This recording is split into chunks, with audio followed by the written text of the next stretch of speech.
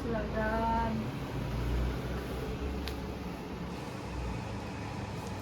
Saling dulu. Oh, ini cantiknya.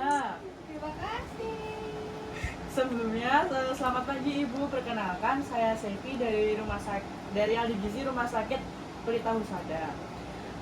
Hari ini kita akan membahas perkembangan adiknya ya, untuk masa pertumbuhannya supaya nanti berat badannya itu bisa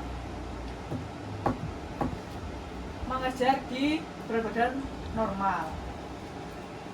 Oke. Adiknya namanya Angel ya. Iya, Ibu. Umurnya 24 bulan. Iya.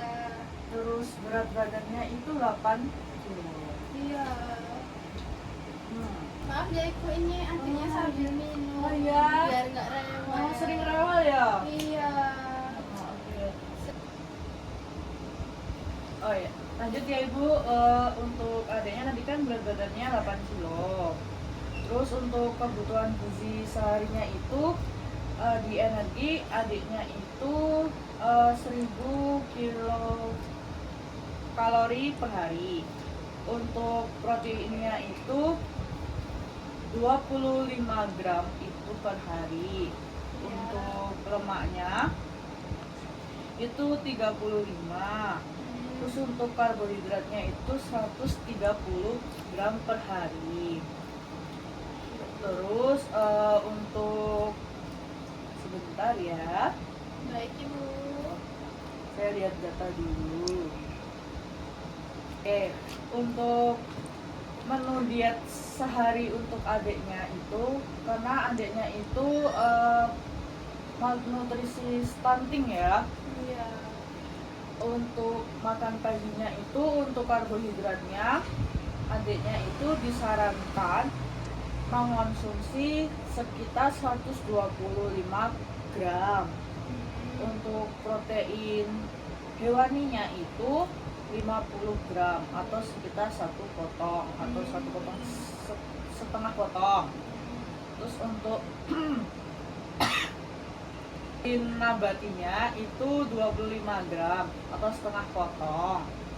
Untuk sayurnya itu apa saja boleh yang adiknya suka. Kalau misal adiknya itu nggak suka sayur, itu boleh sayuran itu dicincang-cincang, dicampur di nasinya, itu boleh dibikin nasi tim Iya. sekitar 75 gram. Kalau nggak suka boleh sedikit-sedikit tapi sering, nggak apa-apa. Ini sama ya. Terus untuk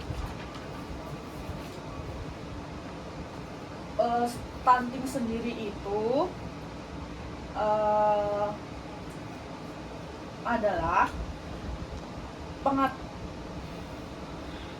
pengaturan makan untuk memenuhi kekurangan gizi anak dan membantu masa pertumbuhan dan tinggi serta berat badan anak. Yang tadinya itu nggak normal nanti pelan-pelan itu bisa normal untuk berat badan dan tinggi badannya. Untuk tujuannya diet tersebut itu untuk memenuhi kebutuhan energi dan protein agar pertumbuhan adiknya itu nanti tuh optimal. Terus yang kedua itu untuk meningkatkan berat badan dan tinggi badan sesuai kurva pertumbuhan anak seusia adiknya. Terus yang ketiga itu mencegah kekurangan zat gizi lain seperti zat besi, zat vitamin A, D, dan zat besi. Terus yang selanjutnya itu meningkatkan nafsu makan dan kebiasaan makan sehat. Adanya itu nafsu makannya gimana ya?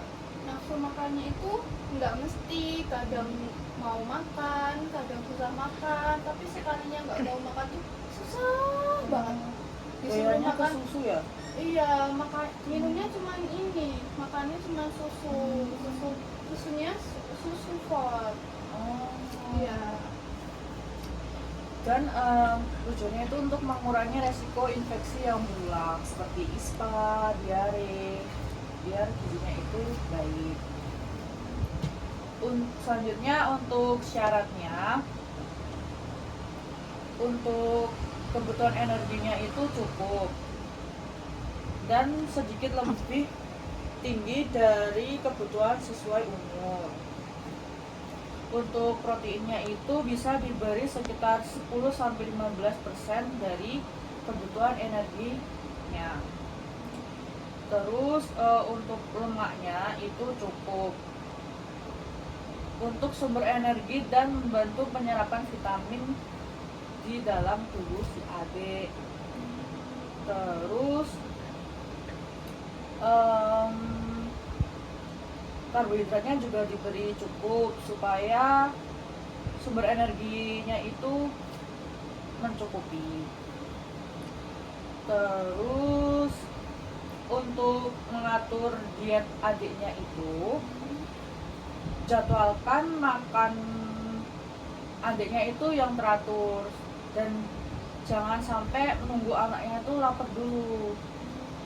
Jadi itu ya. Terus beri makan yang padat, bergizi, bukan hanya makanan yang berkuah saja. Gitu. Terus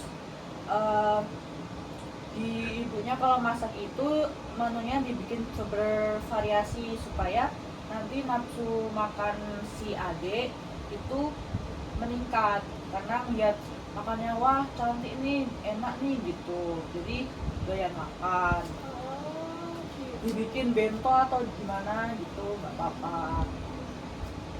Sayurnya dihias-hias atau gimana itu bisa. Terus kalau misal adiknya tetap nggak mau makan itu, kalau misal adiknya itu nggak mau makan tapi jangan dipaksa, nantinya dikasih dengan cara lain atau di kayak dimainin dingin terus disuap atau gimana gitu. Iya betul.